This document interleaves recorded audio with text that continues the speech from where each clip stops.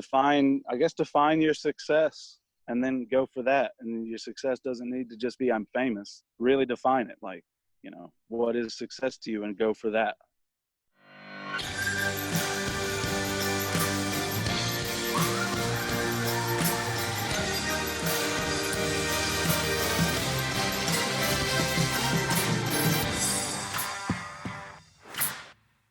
All right, welcome to The Path Distilled. I'm your host, Kevin Harris. My co-host is Lauren Tashman.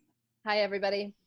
And today we're so fortunate to have Tyler Lee Frush. His latest work is the Quarantine Tapes. Welcome to the show. Hey, thank y'all for having me.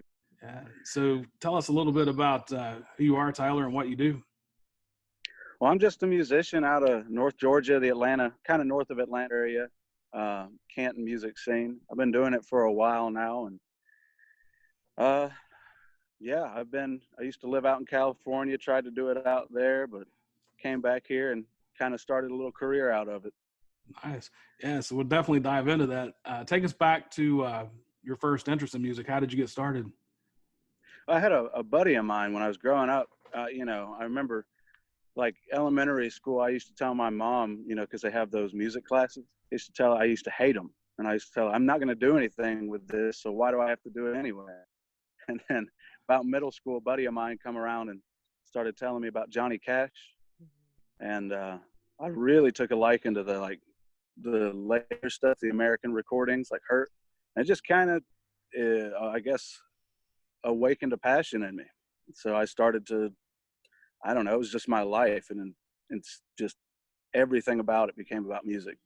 Nice. And you said that was middle school? Yeah, about 6th grade, actually, yeah. Okay. And what was that feeling like? Do you remember any thoughts or feelings you had when you first heard Johnny Cash? Yeah. That's back with iPods, back when you had to buy the music to listen to it, which I guess would make me some more money if I was back then. But, no, I went home and deleted every other song off my iPod and downloaded Johnny Cash's Hurt and just put it on repeat, man. I was like, whoa, this is some good stuff. Yeah. So that's obviously an impact. And what kind of lessons were you taking before that you didn't like? Like in the elementary school, it was just the singing class or music class, gotcha. Where they give you the little recorders and make you sing and all that. Yeah, it wasn't for me, man. So what happened after you discovered Johnny? I just kind of went on like a path of kind of learning about music, how it works. Like at first, I started idolizing Johnny Cash, not just the music, just who he was. And then the older I got, the more I started to get into music in general, like, the structure of it and things. Got into like some Beatles for a while. And then the band that really changed my understanding of theory was Van Halen. I went and saw them live. My dad got me tickets. I didn't really care, Van Halen, I don't know who they were. And I went and I saw Eddie Van Halen, playing the guitar the way he does, and was like, you're not supposed to be able to make that noise. You know what I mean? Like, what is that? And so I picked up the guitar and really delved into that. I mean, you don't really hear it in the Quarantine Tapes and stuff, but I grew up playing the flashy, tapping, crazy solos and stuff like that. Wow. So how old were you at that concert? That would have been, 7th grade, 8th grade. Okay. So it was not long after the Johnny Cash.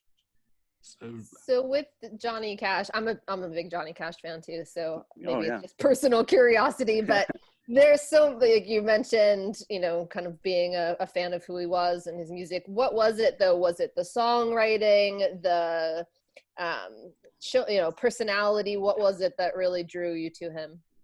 Well, at first it was like the rawness of, I know he didn't write the song Hurt, but you could just feel the emotion that he put through it.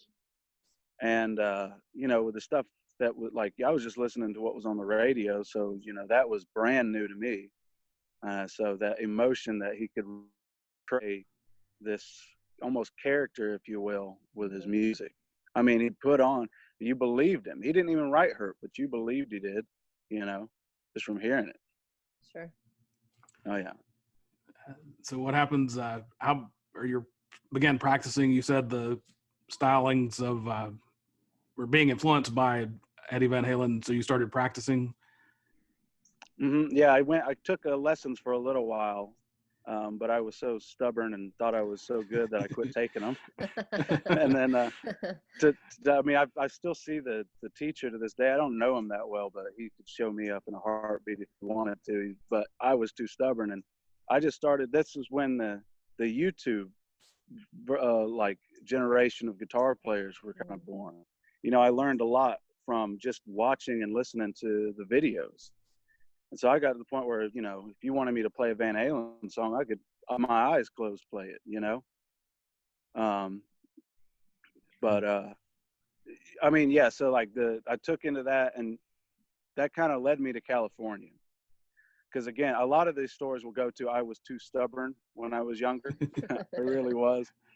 You know, I dropped out of high school, which I don't recommend to anyone who's in high school. If they listen, don't do that. But I did, and I went out to California to be the next Eddie Van Halen, right?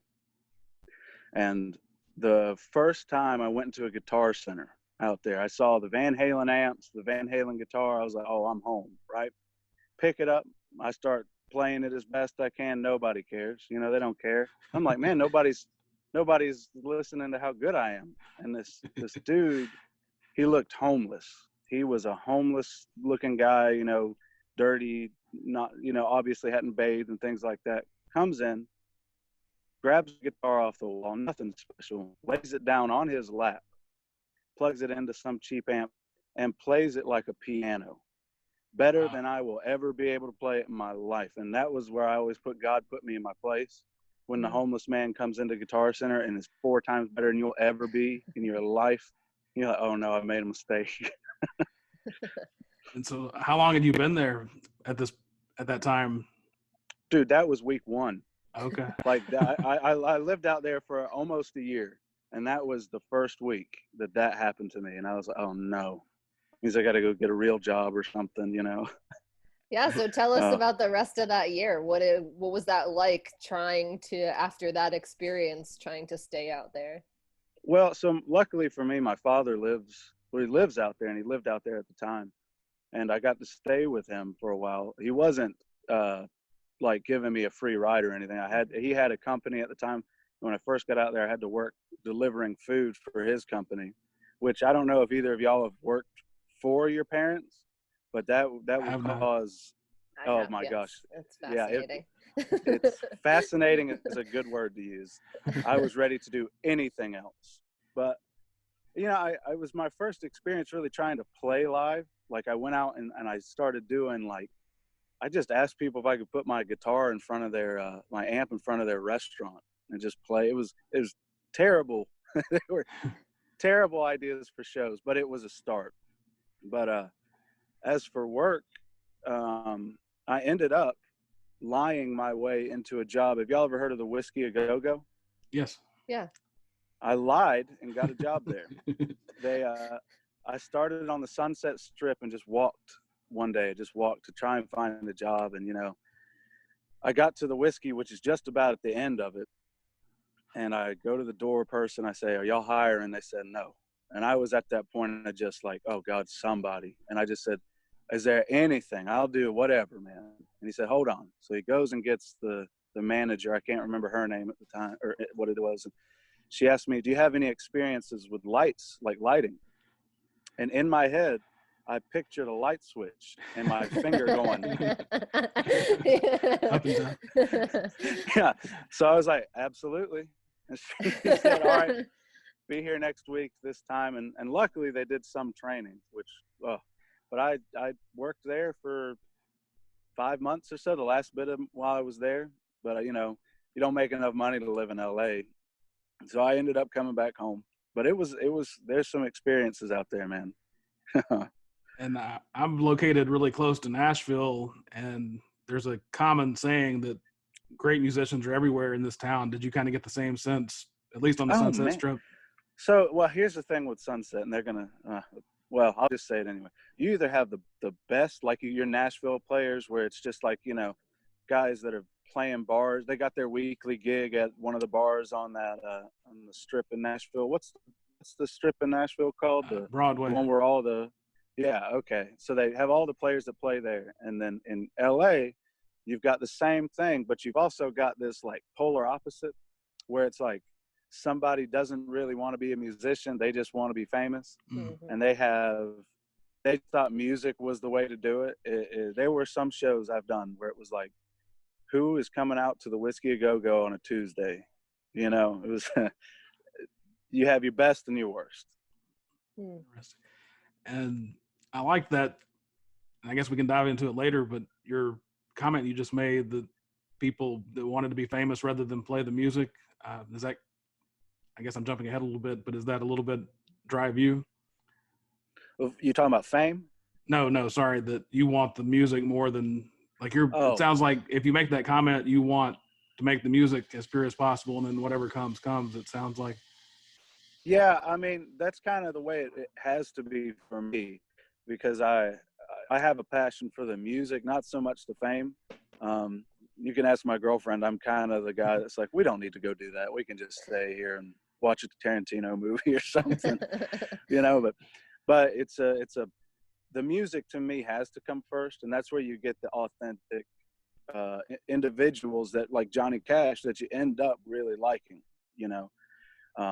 I mean, if fame comes with it, sure. I just want to make enough money doing music to where I can be financially stable. I don't have to worry about, you know, paying bills.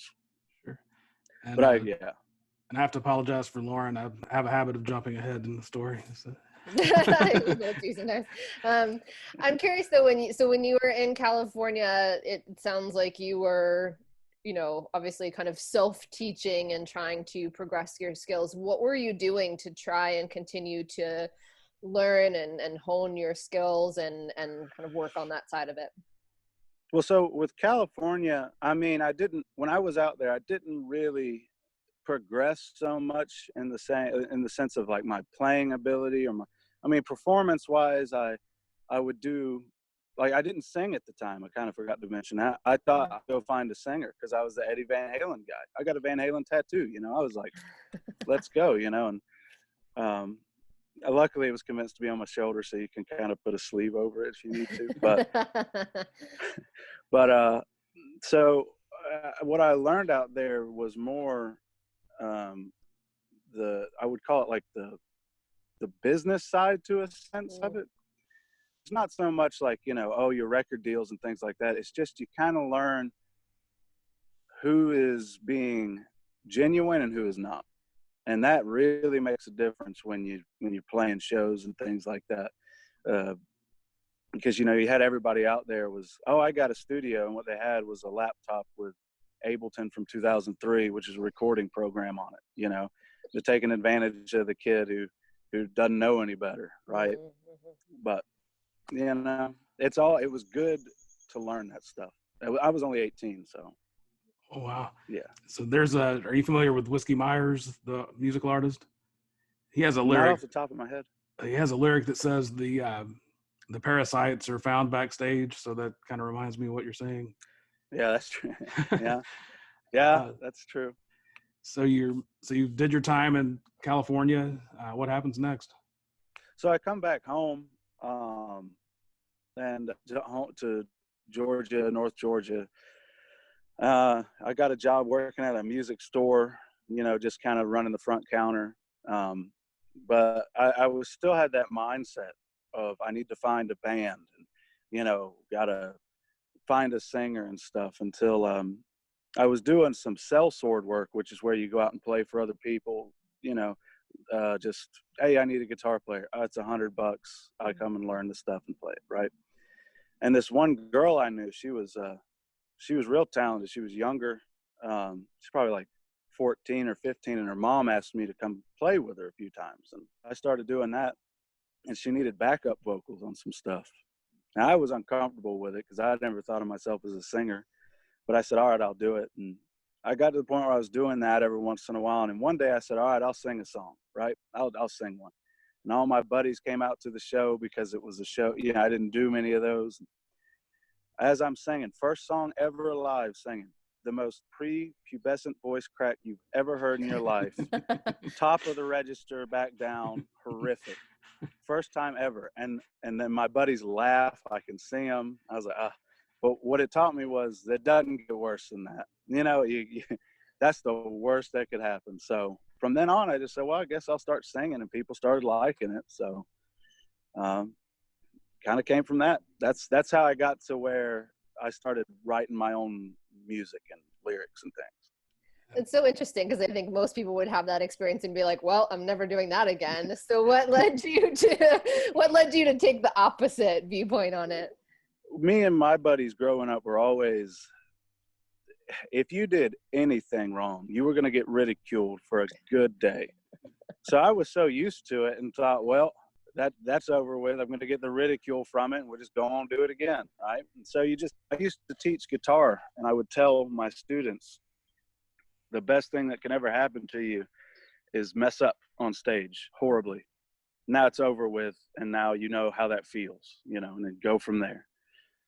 I mean, I think it's good. I think it's good to go through that, I read up on y'all's bio, Florida State, by the way. Come on, y'all. Anyway, but I read a little bit about you, Kevin. You do stand-up, right? Or you do a little bit of comedy? Yeah. So it's been a while, but still get on stage occasionally. Yeah. I bet it's kind of tough to get out there now with all the COVID stuff, but like, it's kind of like, I listen to guys like Bill Burr and guys like that every once in a while, and they always talk about, like, every one of them goes through a bomb. They have a horrible set, and they can almost laugh at it. You know what I mean? Oh yeah. So it's kind of the same thing to me. Like, you had a horrible show. Oh well, let's do the next one. You don't quit. Exactly. And we had a comedian on, Chris Killian, and we talked about this. It's almost as enjoyable to get a groan, at least in comedy. So just any reaction is a good reaction. But what it does, the other thing it does is once you have the good response, it's addictive. So you always chase that. And so I'm sure it's that way with music. Yeah, when you have a good turnout to a show and people are responding to stuff, it feels good. I don't know about with stand-up if you go through this, because when you're writing stuff for music, at least, you're almost opening up this door to, like, some personal stuff. And I know comedians pull a lot from their personal life. And it's like you want the, I don't want to, what's the word? The, not the acclaim, but the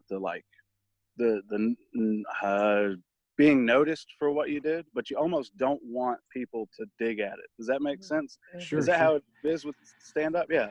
It was worse for my wife because almost every show that I did, when I was doing a lot of the shows, I had to make a decision to go full-time into comedy or my other job.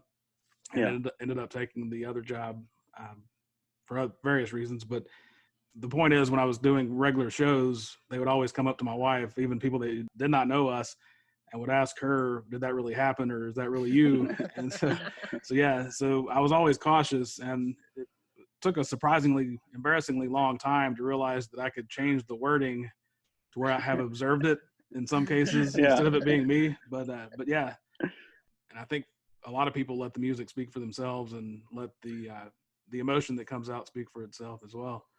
Yeah, I don't like to get, like how you just kind of put, like, you could change the perspective of the story.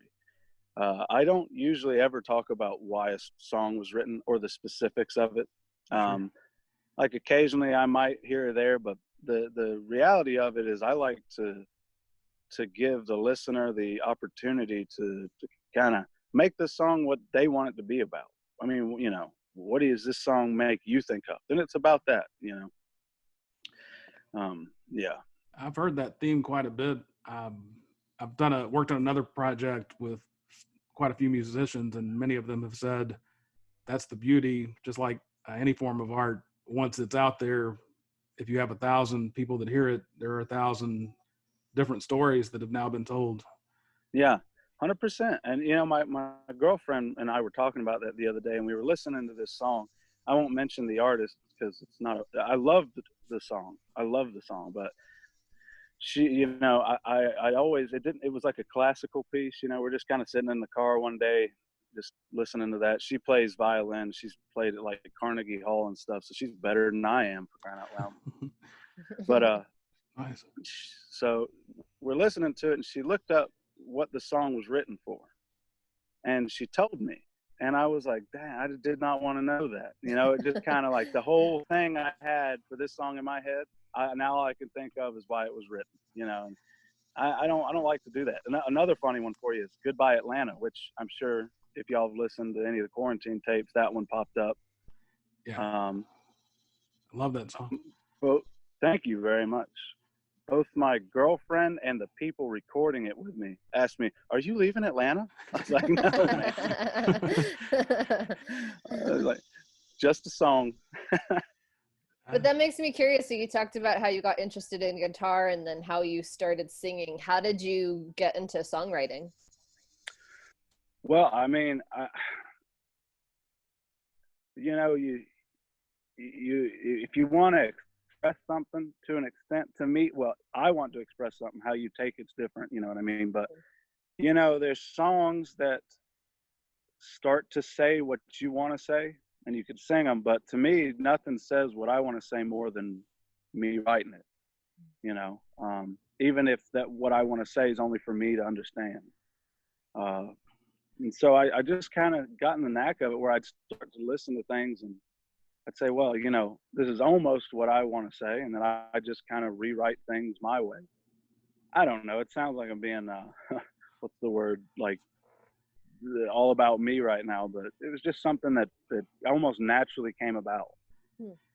And do you look back, I don't know how long it's been at this point, or at the time frame from when you moved from California to now, but do you look back at some of your early songwriting and recognize that you've gotten better? How do you perceive the early writing?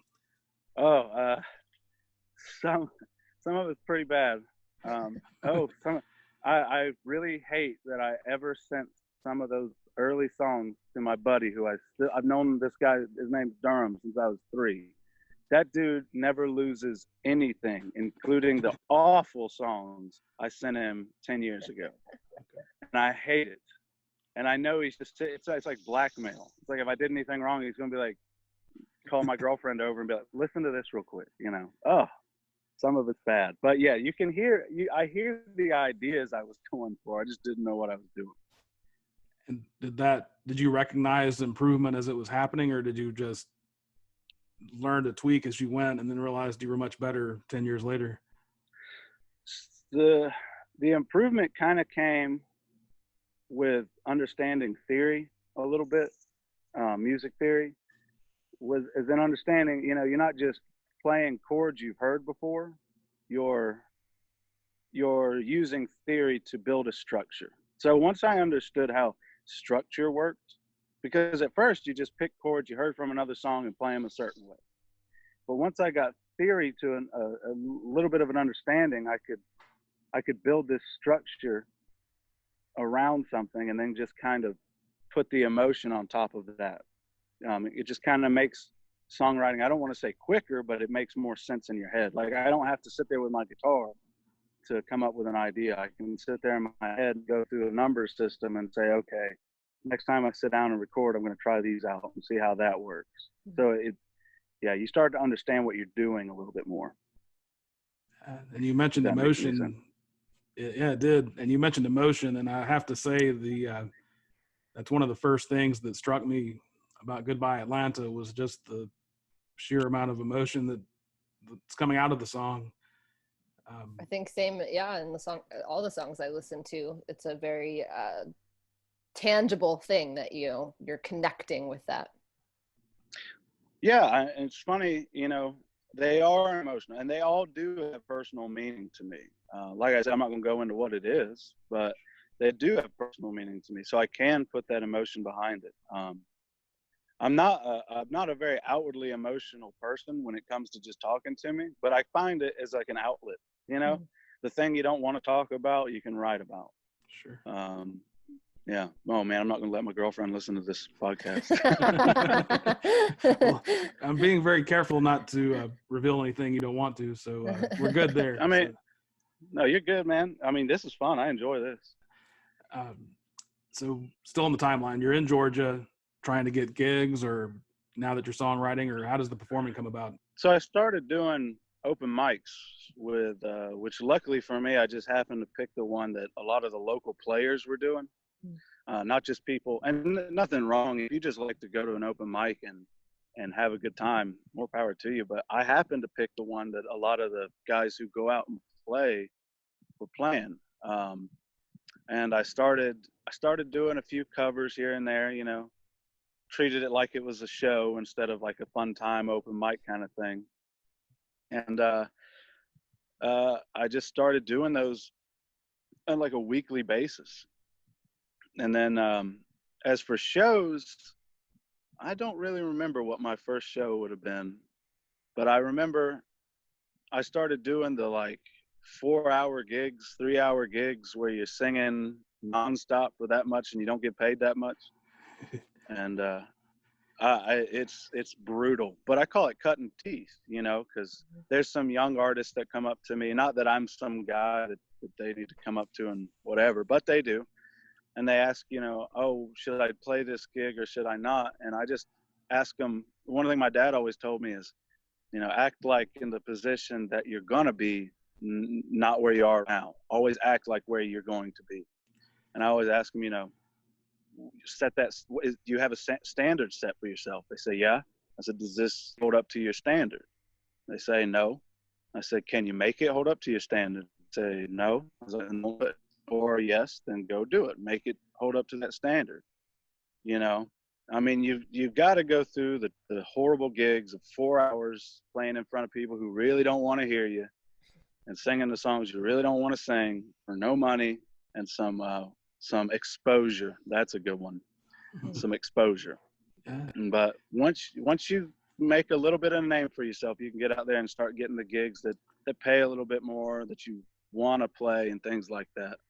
But it took a while of doing those gigs to get to where, you know, now if it's a 4-hour gig, I'll probably say no, you know, just because that's not what we do. We set up shows. We don't just do 4 hours of music. During that time period, what was driving you to want to pursue this? I still had that same passion, I guess, from when the first Johnny Cash song I heard.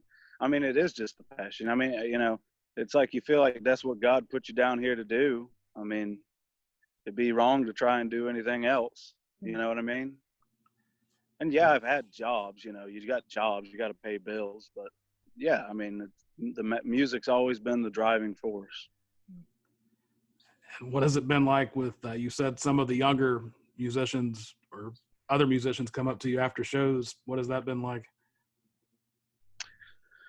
Well, it's usually somehow they've heard of me or something, and they just want to pick my brain, which is fine. I don't mind doing that. I like talking, and I usually try and steer them in a way that, one, saves them some money, and two, you know, I don't know, saves them a little pain going through all the just gigs where you feel like you're unappreciated. But one of the things I always want to tell them too is when it comes to recording.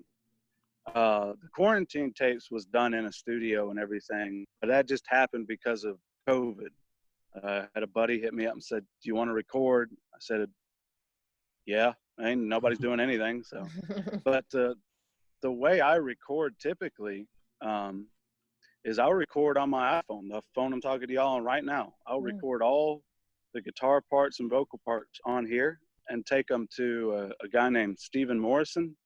He's didn't tell me this when I started working with him, but he was Grammy nominated and toured all over the world and all that. And had no idea, but he was making my songs from an iPhone sound incredible. Yeah. And so I was just blown away. I still work with him. We're working on a few follow-up projects as we speak. But that's one of the things I tell the younger people is like, you know, they're trying to spend $10,000 in this studio. And I'm like, no, don't spend no $10,000 in the studio. Get good enough quality recordings and take it to somebody who knows what they're doing. You know, pay the guy who makes, if you already know how you want everything to sound, pay the guy to make it sound like that. Don't go in there and use their you know, $600 a day studio rate to get drums done, you know? That's good advice. How much would you say being from Georgia plays a role in your music or sound? I guess a lot. I mean, I guess it's got the southern aspect to it. I don't know what y'all took from the EP, but I guess it's got some southern feel to it. And so I guess being surrounded by that your whole life. I mean, I'm outside right now, and all I'm seeing is like woods and stuff. You said you're in Nashville. I mean, y'all got plenty of trees up there and stuff. Oh yeah. I'm native Tennessean, so similar type experiences, I suppose. Yeah, you're just kind of surrounded with it. I do not listen to radio country. You know, I'm not going to name all the names out there who are over on the radio, but just, you know, I listen to the Johnny Cash stuff I was talking about, or Dawes, if you've heard of that band. Sure. But yeah, you know, I don't know. It's kind of a different era we're in when it comes to music, though. You know, you don't really hear just where you're from and what's on the radio. You got Spotify, Apple Music. I mean, you just pick an artist you somewhat like, and now you've got your own radio station tailored to it. So you've been reaching some greater amount of exposure this year. How's that? Talk a little bit about that. Well, it's surprising. I mean, I was not expecting the response I've been getting, which is good. It's a good response. I didn't think people would hate it. I just thought, you know, I figured 600 listens in the first week would be something good, right?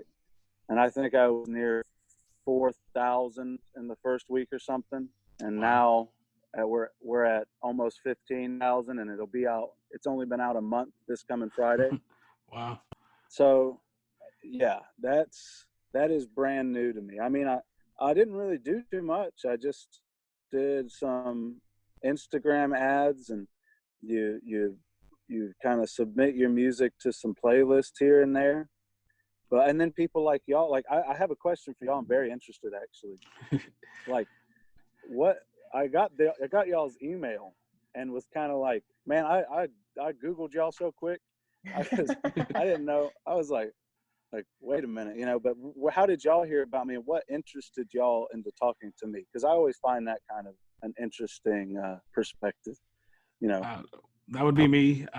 So I guess the Instagram ad, I started following you because of it, shared it with my booking manager, and shared it with Lauren, and just said we all agreed that we would love to talk to you. And so I like that.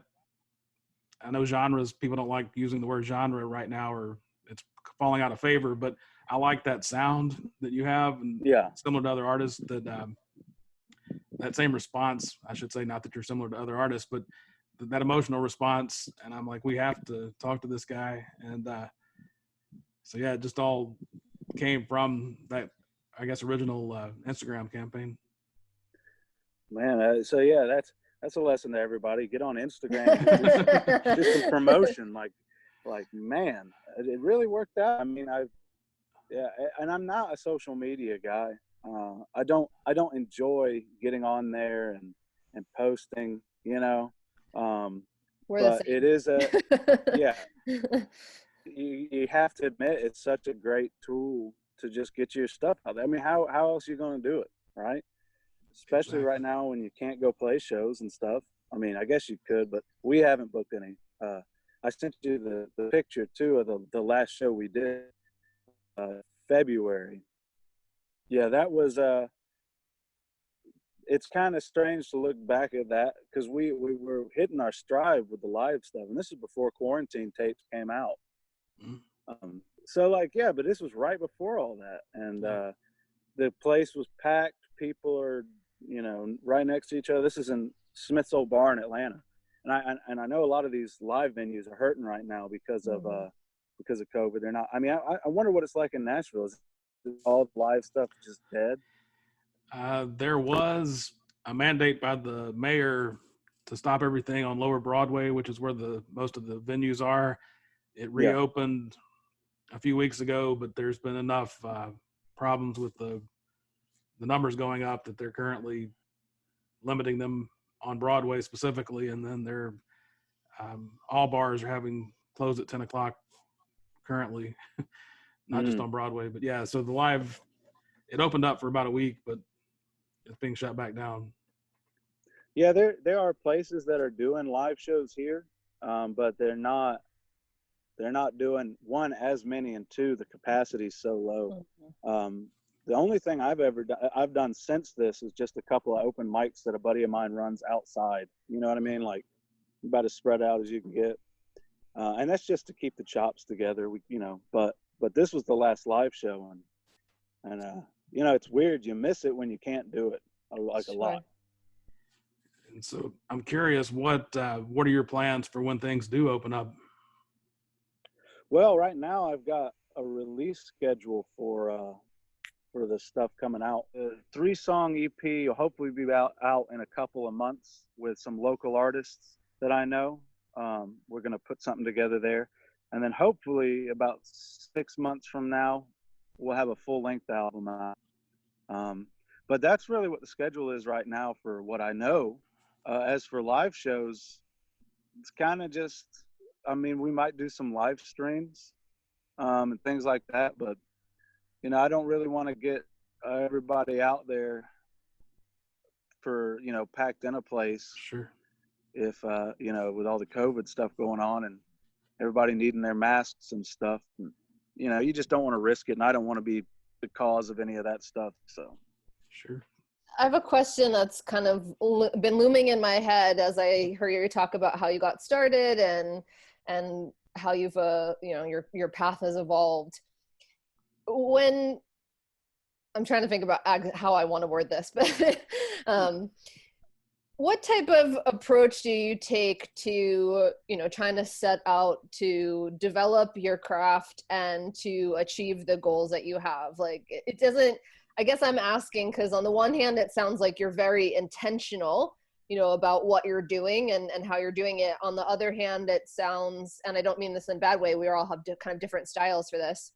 But on the other hand, it sounds like you're not the type to be like, I'm going to set all these goals and deliberately go out and try and attack them. So talk us through that a little bit. Yeah, it kind of, it changes with what the answer becomes. So when it comes to like an end goal, I do have kind of a set path to it. But the funny thing is, like, the end goal is financially stable through music, right?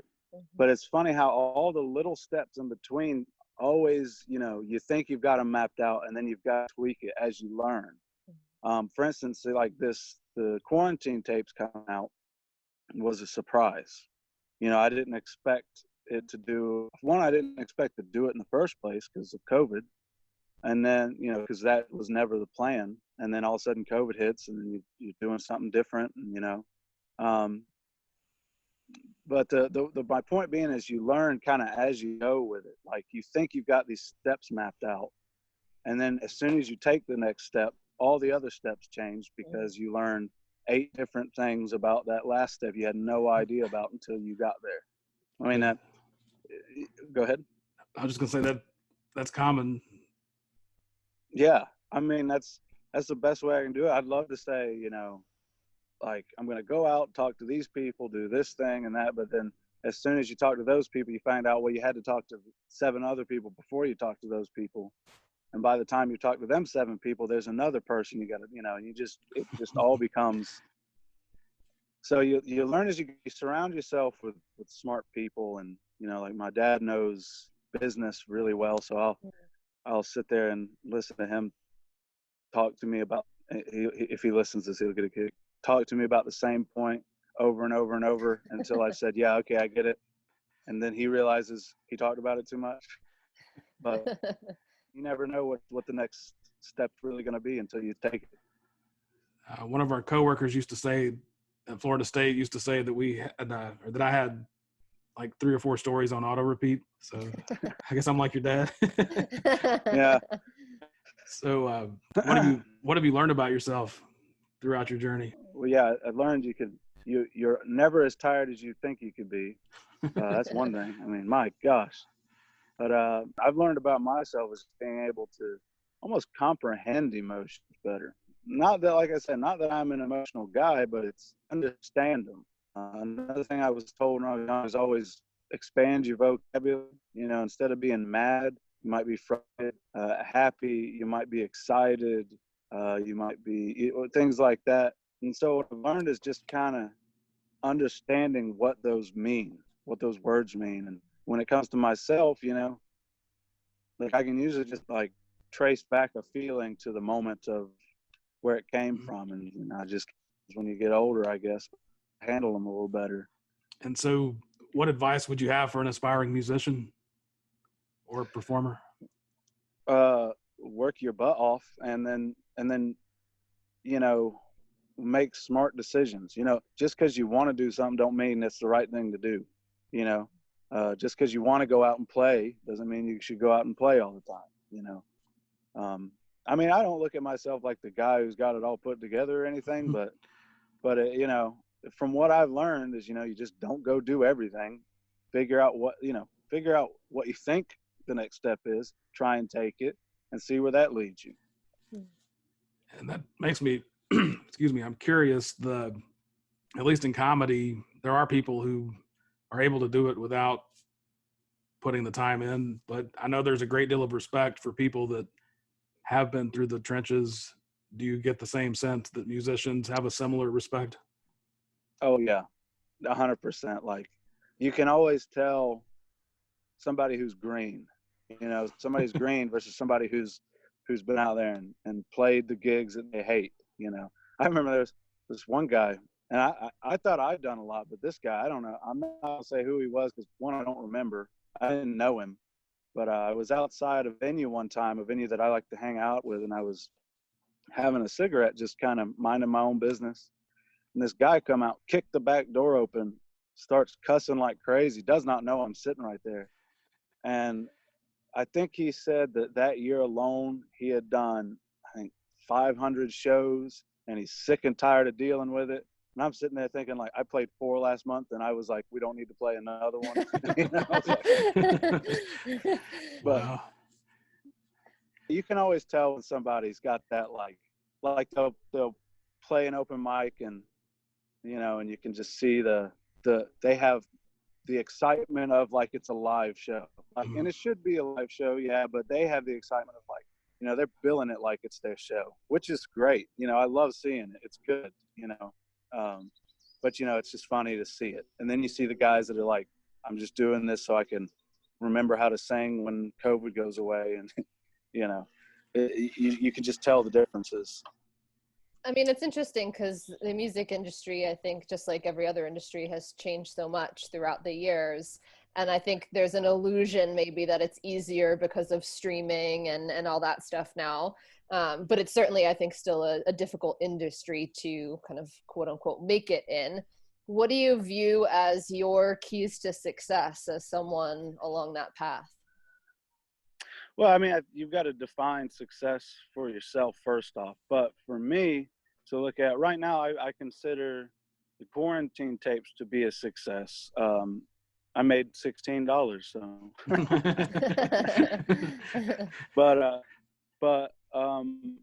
looking at it as in, am I growing in what I'm doing? You know, and not just personally, but like, is your brand growing? Is your name growing?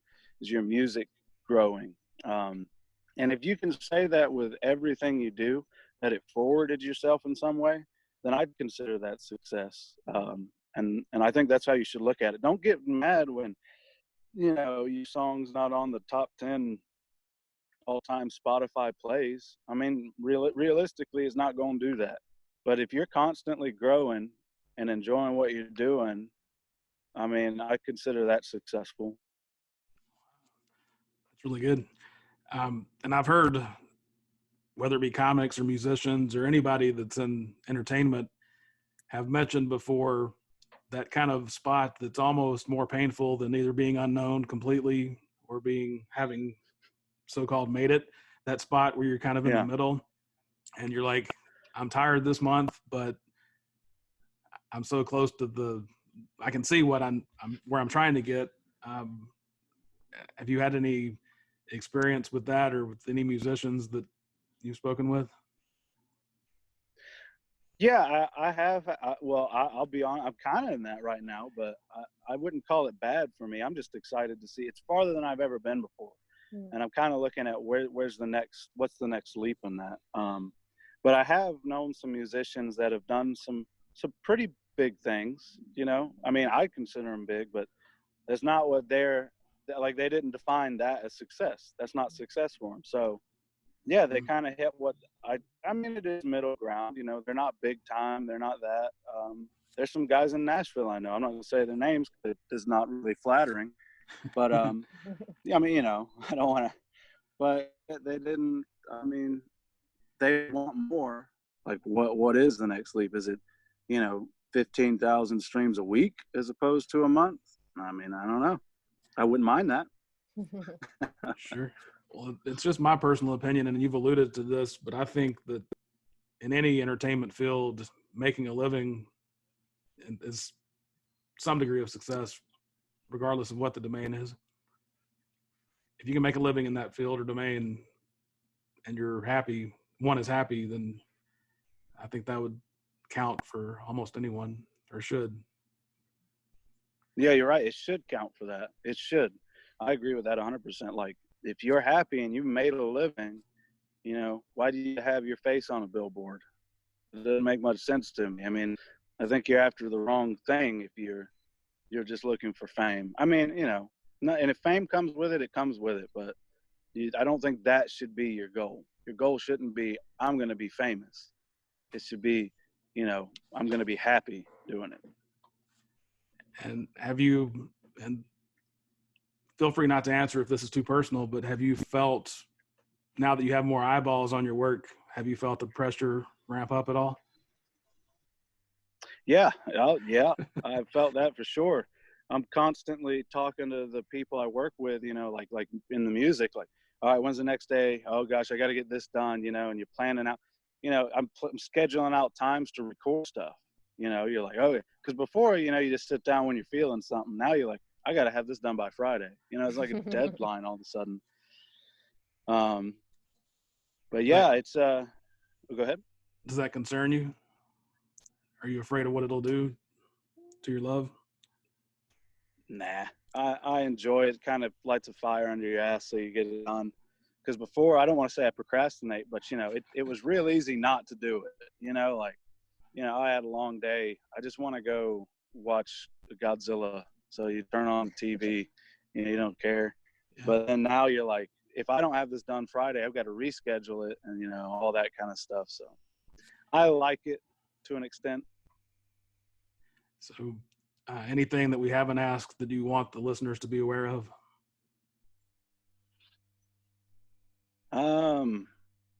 No, I can't think of anything. I'm just enjoying talking to y'all. I mean, this is a good one. This is a good podcast. Well, thank you. We're enjoying it too. One of the things we always ask people is for their perspective on what most people refer to as the nature nurture debate. Kevin and I we met and kind of were trained in expert performance and really trying to be attuned to, do people think that they have talent and that's what's responsible for whether or not you're successful or could be, or do people think that it's something other than what you're born with? So what are your thoughts on that for yourself? I would go with it's something learned, because anyone can learn to play the guitar. And you know how they say some people say they have no rhythm. Mm-hmm. Ask them to count to 5 and listen to them count to it in rhythm, because nobody goes 1, 2, 3, 4, 5. Everyone has a little bit of something in them. It's just the nurturing of what's there to actually get talent from it, if you ask me. At least when it comes to like being funny, dude, I don't know how. I don't know, man. That'd be real tough for me to get up on a stage and try and make people laugh. I mean, that would, but. Well, I actually started doing stand-up to overcome fear of public speaking. So I just did the thing where they, if you're afraid of heights, they say jump out of a plane type deal. So I just went all the way in. And you're still doing it. I mean, honestly, it's probably been 5 years since the last time I've been on a stage, but I've recently started writing again. And so I don't know why. I used to keep a notebook like many songwriters, and had jokes all the time. I used to share a lot of them with Lauren. And I was a test subject, just like his wife. but yeah, so that stopped for a long time, and I guess for some reason my writing is pretty frequent again. And I'm not a writer that sits down. There are some comedy writers that will sit down and write for 4 hours or 2 hours or whatever they've set for themselves. I'm the type, if I see something or think something that I think is funny, I'll jot it down. And then sometimes I'll look back, like you said, and I'll be like, that wasn't funny. And then other times I'm like, yeah, this is golden. So. Well, yeah, so you got a passion out of it, ironically, then. Like, going on stage to do something that you were just trying to overcome something else. Yeah. You gained a passion. That's kind of neat. Yeah. And I was always a class clown. So sorry, Laura's going to remind me this isn't about me. So yeah. I'm curious, Tyler, though, if you've ever had, at this point in your journey, have you had moments like that where you felt a little less connected to what you were doing or a little less motivated? Oh yeah. When I did the cell sword stuff, being honest with you, like, it just wasn't for me. I mean, just going out there and just playing some stuff that you really had no passion for, and you barely got paid you were supposed to get paid. And they always said some reason they couldn't pay you. That takes you right out of it. I mean, you're just like, okay, I'm gonna just go, I don't know, work retail somewhere. And then you work retail and you're like, never mind, I'll go do the cell sword thing. But yeah, I've had that. So at any point in the future, will you head up to Denver and change your name and lie about your life? It just depends on if the Instagram comments start getting really nasty. Then I might. So for the listener that might not be aware of the joke I just made, those are lyrics from Goodbye Atlanta. So Tyler, to kind of wrap up here, what do you think is the biggest takeaway from your story? Boy, that's a big question. I guess the biggest takeaway from it would be at least that don't let a $10,000 studio stop you from making music and putting it out. And then for, I guess, people who aren't just musicians, who are just everybody, is just, define your success and then go for that. And your success doesn't need to just be, I'm famous. Really define it. Like, what is success to you, and go for that. Thank you. Enjoyed the conversation. It's been a pleasure to have you on the show. Yeah, thank y'all. The Path Distilled is hosted by Kevin Harris and Lauren Tashman, created and produced by Kevin Harris. The content is copyrighted by The Path Distilled, all rights reserved.